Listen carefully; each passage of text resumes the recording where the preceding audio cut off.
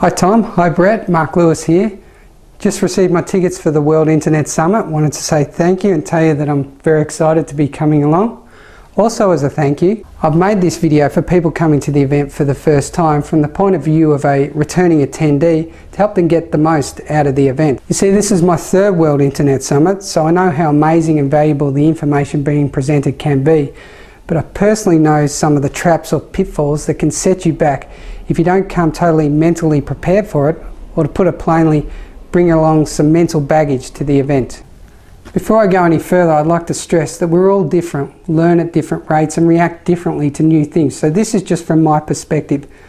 But also I'd like you to keep an open mind and take on anything that you feel might apply to you. So, it was at my first World Internet Summit that I learnt weird terminology like search engine optimization, AdSense, blogging, ClickBank. I learnt about autoresponders, ebooks, HTML. Now I like new technical information, so I was excited, overwhelmed and confident at the same time. I can do this, that's what I said to myself. One of the things I wasn't aware of is that whenever we are confronted with anything that challenges our comfort zone, we can all react in our own unique ways. One of my ways was to say, yes, I can do this, but I'll do it my way. That was mistake number one. You see, I already had a product in mind that I thought the public needed. Now, how many times has Brett McFall said in the bonus lessons that you need to look for a hungry market? I was doomed to failure from the beginning because I let my emotions sway my business decision. You can call that mistake number two. Yes, you can come in with your own product, idea or business, but unless you follow the steps and do your due diligence, it can be a tough road to tread. When things went pear-shaped, I admit my first response was to look for someone to blame. The self-talk was, it can't be my fault, it has to be someone else's. I refused to take responsibility for what I had or hadn't done. That could be mistake number three. So I blamed the person who gave me the information. I blamed Brett McFall. Now, to Brett's credit, he was calm, he was patient, he was understanding. He listened to what I had to say and gently pointed out that I'd strayed from the information given to me at the seminar. Now, maybe I'm a slow learner, but I've made mistakes similar to this before and after the seminar, which prompted me to ask myself one question. Why? Why do we always end up at the same point with the same result time and time again? Why do we always make these choices that sabotage our chances for success? Simply, it's to do with our pattern of thinking. What's not so simple is that it's our subconscious pattern of thinking that's driving these choices that we make without us actually realizing what's going on. Doesn't exactly seem fair, does it? So if you come to the summit with the subconscious thought patterns that you are a slow learner, you might end up being overwhelmed or confused. If you come to the summit with the subconscious thought patterns that you can never make money, you might end up doing something like not following instructions. Your conscious and subconscious mind wants to keep you within your comfort zone, a place that can protect you and keep you safe. It's a place that finds familiar. But your comfort zone is not all that comfortable at times now, is it? We often feel fear as we near the boundaries of our comfort zone, but our mind is clever and these fears can manifest themselves in a number of different ways. Think about yourself when you're pushed to a point that is uncomfortable. Do you feel afraid, anxious, nervous or shy? Do you get bored or forgetful? Do you get angry or aggressive? Do you get overexcited and make impulsive decisions? Or are you overly judgmental, skeptical or questioning? These are the moments, the feelings and emotions that are your patterns. When you're in these patterns, you are stagnant. What you need to do is recognize these patterns, and from recognition you can make a choice, a true, objective, conscious choice. With choice, you now have the option to take a different path. With choice, you can grow. So now I was off to my second World Internet Summit with a brand new mindset.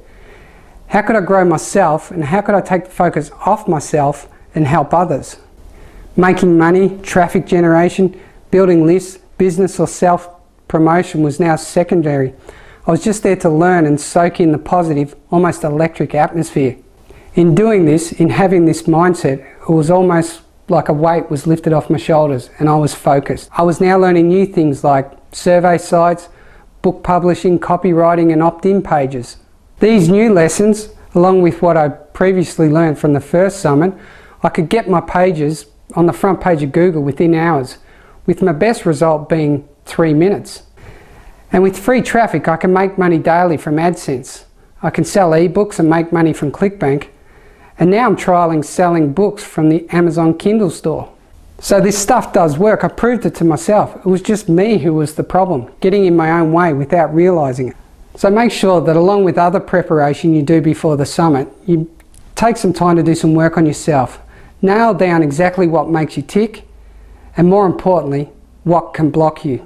Now before I finish, I have some good and bad news. First, the bad news. I heard this statement at a seminar I went to by one of the speakers. Actually, it was Jenny Amato, who's one of the bonus interviews in the lessons we get sent. And the statement went something like this. It's a proven statistic. 95% of you won't take any action on what you learn here, achieve something significant, or even make an effort that lasts past the first week.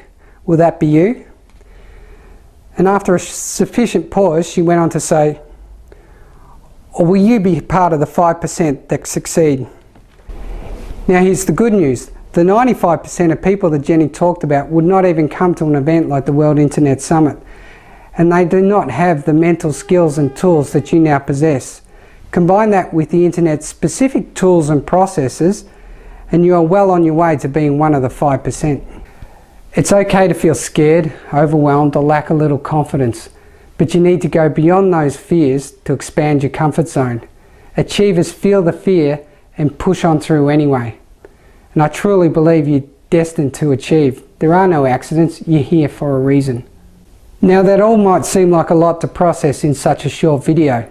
So I've made a report, well it's more like a checklist, that you can get for free by downloading. If you click on the link, now if you're watching on YouTube, it's the link just below this video in blue, or you can get it by typing into your browser www.famousbymorning.com/wis.htm. That's www.famousbymorning.com/wis.htm.